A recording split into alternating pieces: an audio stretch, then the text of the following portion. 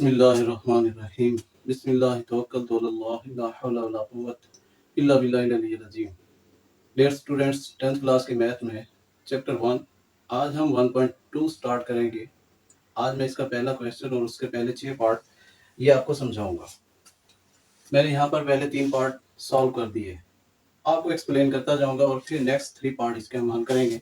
First part 2 - x² = 7x। हमने quadratic formula use करते हुए इन्हें सिंप्लीफाई करना है। सबसे पहले आपको पता होना चाहिए कि क्वाड्रेटिक फार्मूला डिराइव कैसे होता है और उसकी स्टैंडर्ड फॉर्म क्या है। और ये एमसीक्यूज पूछा गया है कि क्वाड्रेटिक फार्मूला किस मेथड से डिराइव किया जाता है। Students, quadratic formula completing square method से डिराइव होता है, एक चीज। और दूसरा, इसकी स्टैंडर्ड फॉर्म क्या है, ax²। अगर मेरे पास ax² + bx + c = 0 इस तरह की क्वाड्रेटिक इक्वेशन है और ये क्वाड्रेटिक इक्वेशन की स्टैंडर्ड फॉर्म है, तो क्वाड्रेटिक फार्मूला क्या बनेगा, x will be equal -b ± b² - 4ac and divided by 2a। ये क्वाड्रेटिक फार्मूला की इक्वेशन, ये फार्मूला है। लेकिन एक चीज ध्यान में रखें, और आपके यहाँ 10th लेवल में ऐसा तो नहीं है, लेकिन आपको बता दूं अगली क्लासेस में ये यूज होंगे। अगर इक्वेशन x में है तो आप x लिखेंगे वेरिएबल के तौर पर यहाँ पर, यानी उसका आंसर आ रहा होगा। लेकिन अगर इक्वेशन y वेरिएबल में है तो फिर आप y लिखेंगे। आपके पास जो वेरिएबल यूज हो रहा है वही वेरिएबल इधर लिखेंगे, उसी का आंसर आएगा। तो हमने इसमें एक एमसीक्यू सीखा कि भाई क्वाड्रेटिक फार्मूला किस मेथड से डिराइव होता है। ये कंप्लीटिंग स्क्वायर मेथड से डिराइव होता है। अब आ जाए क्वेश्चन की तरफ। पहला पार्ट, सबसे पहले क्वाड्रेटिक फार्मूला यूज करने के लिए आपको इक्वेशन स्टैंडर्ड फॉर्म में लिखना है। ये स्टैंडर्ड फॉर्म है, ax² + bx + c = 0। और स्टैंडर्ड फॉर्म में लिखने का मतलब ये हरगिज नहीं कि सारी वैल्यूज पॉजिटिव हों, नहीं।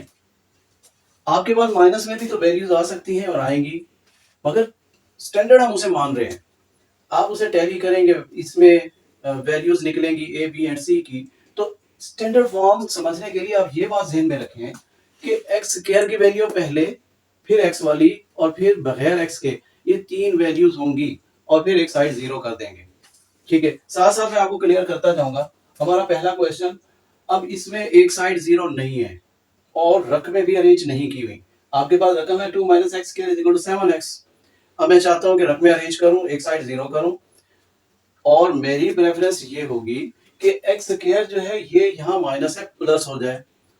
माइनस से भी आप हल कर सकते हैं, लेकिन हमें हर स्टूडेंट का लेवल ध्यान में रखना होता है। सारे स्टूडेंट एक ऐसे लेवल के नहीं होते, कुछ एवरेज, कुछ बिलो एवरेज। तो इस तरह के स्टूडेंट्स के लिए हम ये सारा एक मेयार बनाते हैं, कि एक सिंपल वे लाते हैं। आप इस x² को दूसरी साइड पर ले जाएंगे, पॉजिटिव हो जाएगा। x की दोनों रकमें एक साइड पर, और फिर ये कांस्टेंट भी हम दूसरी साइड पर ले जाएंगे, क्योंकि एक साइड 0 बनानी है। सो हम ये दोनों वैल्यूज दूसरी साइड पर ले जाएंगे, इनके साइन चेंज हो जाएंगे। x² इधर माइनस है, 2 इधर पॉजिटिव है। इस साइड पर अगर x² पॉजिटिव और 2 माइनस हो गया, मैंने साथ ही उनको अरेंज भी करके लिख दिया। x² पहले, फिर x वाली रकम, और ये पहले से थी, इसका साइन चेंज नहीं हुआ क्योंकि ये इक्वल क्रॉस करके नहीं गई, ये तो पहले से इधर है। अब दोनों वैल्यू जो दूसरी आई इधर से आई, उनके साइन मैंने चेंज करके लिख दिए, एक साइड 0 हो गई। अब ये साइड सारी मैंने इधर लिख दी और ये साइड इधर। और जब हम ऐसा करते हैं कि पूरी वैल्यूज साइड चेंज करते हैं तो कोई साइन चेंज नहीं करते, और मैंने ऐसा ही किया, साइन चेंज नहीं की, क्योंकि हमने ये चीजें फाइंड करनी थी। इस साइड पर मैंने लिख दी, इस साइड मैंने 0 लिखी, और ये अब हमारी स्टैंडर्ड फॉर्म से मैच करती है। अब A B and C, actually मैं इसके साथ इसे कंपेयर कर रहा हूँ, स्टैंडर्ड फॉर्म के साथ इसे कंपेयर कर रहा हूँ। तो देखिए जरा, x² के साथ जो भी वैल्यू है, अगर उधर a लिखी हुई है तो इधर जो भी है वो a की वैल्यू होगी, इधर 1 है। तो मैंने a = 1, b = 7, यहाँ b की वैल्यू, और c = -2, ये वैल्यूज लिखते हैं। अब फार्मूला लिखेंगे, चूंकि ये x में इक्वेशन है, वेरिएबल x है, तो x एक साइड पर मैंने पहले फार्मूला लिख दिया, -b + -b² - 4ac / 2a। अब उसमें वैल्यूज पुट करेंगे, कोशिश किया करेंगे वैल्यू को आप ब्रैकेट में पुट करें। बार बार ऐसा होता है कि आपके पास यहाँ पर 4x लिखा हुआ है ऐड करने, ये हमारे पास 4x है। तो आप x की वैल्यू पुट करना चाहते हैं 1, तो आप कैसे पुट करेंगे? 4 इंटू 1 बगैर ब्रैकेट के 41 बनेगा? नहीं, आपको ब्रैकेट में वैल्यू पुट करनी है 4 इंटू 1, तो मल्टीप्लाई होगा बाद में। ठीक है, स्टूडेंट यहाँ मिस्टेक करते हैं, ये चीज आपने जहन में रखनी है।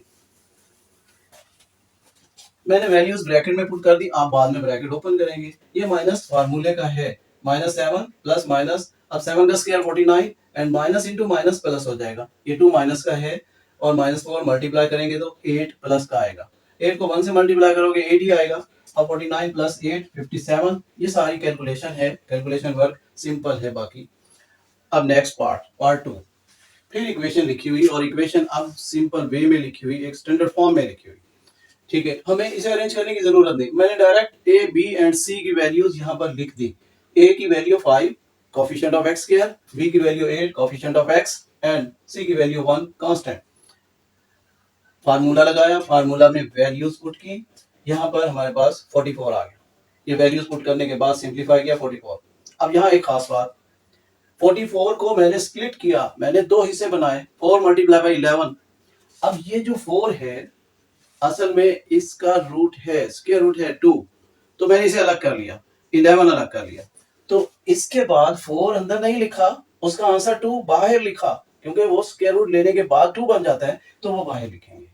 अब इस दोनों में से 2 कॉमन आ रहा है, 8 और 2 में से आप कॉमन लेंगे, यहाँ -4 बचेगा। कुछ स्टूडेंट यहाँ मिस्टेक करते हैं कि इस 8 या इस 2 को नीचे कैंसिल करने की ट्राई करते हैं। भाई जब ये रकमें प्लस माइनस हो रही हो, आप इन्हें कैंसिल नहीं कर सकते। अब मैंने 2 कॉमन लिया, 2 इस पूरी ब्रैकेट से मल्टीप्लाई हो रहा है और यहाँ 10 भी किसी से प्लस नहीं हो रहा, ना माइनस हो रहा है, सिंगल है, आप इसे कैंसिल कर सकते हो। तो मैंने यहाँ कैंसिल कर दिया, 2 1 2 2 5 10 और यहाँ पर आपके पास सिंपल ये आंसर आ गया। नेक्स्ट थर्ड पार्ट, अब थोड़ा सा ट्रिकी है ये क्वेश्चन। ये क्वेश्चन जब तक आप अरेंज नहीं करेंगे, ए बी सी की वैल्यूज अगर लिखेंगे तो गलत होंगी और स्टूडेंट ये मिस्टेक करते हैं। मैंने इसे अरेंज किया, एक्स स्क्वायर की वैल्यू यहाँ पर पॉजिटिव है, ऑलरेडी इस तरफ है एक्स की, उसके बाद और फिर उसके बाद कांस्टेंट होना चाहिए, एक साइड 0, तो इस कांस्टेंट को आप इधर लाएंगे, माइनस हो जाएगा और एक साइड 0। अब ये स्टैंडर्ड फॉर्म में आ गई, कंपेयर करें स्टैंडर्ड फॉर्म से, तो आपके पास ए की वैल्यू क्या है, स्क्वायर रूट 3। याद रखें ये जो स्क्वायर रूट 3 है एक्स पर नहीं है, उसका कोफिशिएंट है ये स्क्वायर रूट 3, यानी ए की वैल्यू। और उसके बाद बी की वैल्यू इसके साथ 1 है, 1 लिख दिया। सी की वैल्यू ये है, यहाँ पर स्टूडेंट ये मिस्टेक करते हैं कि 4 स्क्वायर रूट 3 लिख दिया, माइनस नहीं लिखते। और भाई ये साइंस मैथ है, सी की वैल्यू, यहाँ भी तो मैंने एक्स की वैल्यू, यहाँ पर ए बी की वैल्यू 1 लिखा, साथ में कोई नेगेटिव साइन तो नहीं, इसका मतलब पॉजिटिव है, तो ये पॉजिटिव साइन साथ है, अगर माइनस होता तो माइनस लिखता। इसी तरह यहाँ स्क्वायर रूट 3 ये पॉजिटिव है, ये वैल्यू जब यहाँ माइनस है तो माइनस लिखेंगे। वैल्यूज मैंने सॉर्ट आउट कर ली, यहाँ पर लिख दी। अब फार्मूले में वैल्यूज पुट की, वैल्यूज उसी तरह ब्रैकेट में मैंने पुट की। सिंप्लीफिकेशन, यहाँ पर जरा गौर करें, -4 इस -4 से मल्टीप्लाई, जो स्क्वायर रूट से बाहर की रकमें आपस में वो मल्टीप्लाई होंगी। अब -4 16, ये मैंने लिख दिया। स्क्वायर रूट 3 दोनों सेम वैल्यूज हैं, मल्टीप्लाई करोगे स्क्वायर बन जाएगा, मैंने स्क्वायर रूट 3 का स्क्वायर लिख दिया। आप ऐसा भी कर सकते थे, अगर सेम वैल्यूज ना होती तो क्या होना था, square root 3 and multiply square root 3 है, एक ही स्क्वायर रूट में दोनों को मल्टीप्लाई करके लिख दें, 9 बनेगा, 9 का स्क्वायर रूट लेंगे 3 आएगा। अब भी तो 3 आ रहा है, स्क्वायर रूट से स्क्वायर रूट कैंसिल, 3 आ गया। सिंप्लीफाई करेंगे 48, ये 1 प्लस करेंगे 49, 49 का रूट 7, बाकी वैल्यूज। अब यहाँ पर कैलकुलेशन, एक दफा प्लस एक दफा माइनस, दो वैल्यूज बन जाएंगी एक्स की, मैंने ऐसा ही लिख दिया, पार्टीशन कर दी और एक दफा प्लस कर दिया, एक दफा माइनस। अब 7 माइनस 1 6 ओवर 2 स्क्वायर रूट 3। यहाँ पर एक खास बात आपको समझाने वाली, ये कैंसिल हो जाएगा, 2 1 2 एंड 2 3 6, आपके पास वैल्यू बचेगी 3 ओवर स्क्वायर रूट 3। मैंने उसे आंसर स्क्वायर रूट 3 लिख दिया। थोड़ा सा इसे सिंप्लीफाई करते हैं, 3 ओवर स्क्वायर रूट 3, इसे हम लिख सकते हैं 3 over square root 3 and multiply square root 3 over square root 3। Rational बनाते हैं नीचे वाली वैल्यू को, तो कुछ ऐसा करते हैं। अब ऊपर की रकम को आप मल्टीप्लाई आपस में करें तो 3 स्क्वायर रूट 3 ओवर, नीचे दो वैल्यू सेम बन गई, स्क्वायर रूट 3 का स्क्वायर, स्क्वायर रूट से कैंसिल, आपके पास 3 स्क्वायर रूट 3 ओवर 3 बनेगा, 3 3 से कैंसिल, स्क्वायर रूट 3 आ गया। और मैंने डायरेक्ट वो लिख दिया। ये चीजें आपको फिंगर टिप्स पे आनी चाहिए। अगर आप यहाँ पर लिखेंगे थोड़ा सा लेंथी वर्क हो जाएगा। तो आपने इसके बाद डायरेक्ट, और एक चीज यहाँ पर याद करने वाली, जरा जहन में रखें ये चीजें, 3/√3 वैल्यू ये है। आप देखें ना, यहाँ भी 3, यहाँ भी 3, सेम वैल्यूज होंगी तो इसी पैटर्न पे आप हल करेंगे। नीचे रूट था, ऊपर चला गया, ठीक है, सेम वैल्यूज पर होगा। तो मैंने ऐसा ही किया, सेम वैल्यूज को सिंप्लीफाई किया और हमारे पास √3 आ गया, मैंने लिख दिया। और नेक्स्ट -8/2, और ये कैंसिल होगा, 2 1 2 एंड 2 4 8, ऊपर -4 और नीचे √3, ये हमारे पास वैल्यू था। स्टूडेंट इसे आप नोट कर लें। नेक्स्ट फिर मैं आपके सवाल करता हूँ। स्टूडेंट नेक्स्ट उसी क्वेश्चन का चौथा पार्ट। क्वेश्चन मैंने अगेन लिखा हुआ है 4x² - 14 = 3x। थोड़ा थोड़ा चेंजिंग के साथ आपको क्वेश्चन मिलते जाएंगे। अब भी एक साइड 0 नहीं है, x की रकमें सेपरेट की हुई हैं।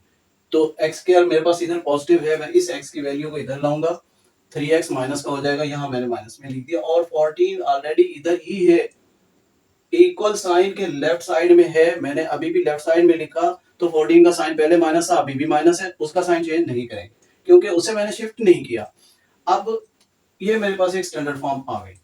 सिंप्लीफाई करेंगे, ए बी सी की मैंने वैल्यूज लिख दी। आप जरा गौर करें, बी की वैल्यू मैंने -3 लिखी है, नेगेटिव साइन साथ आएगा। इसी तरह सी की वैल्यू -40, नेगेटिव साइन साथ आएगा।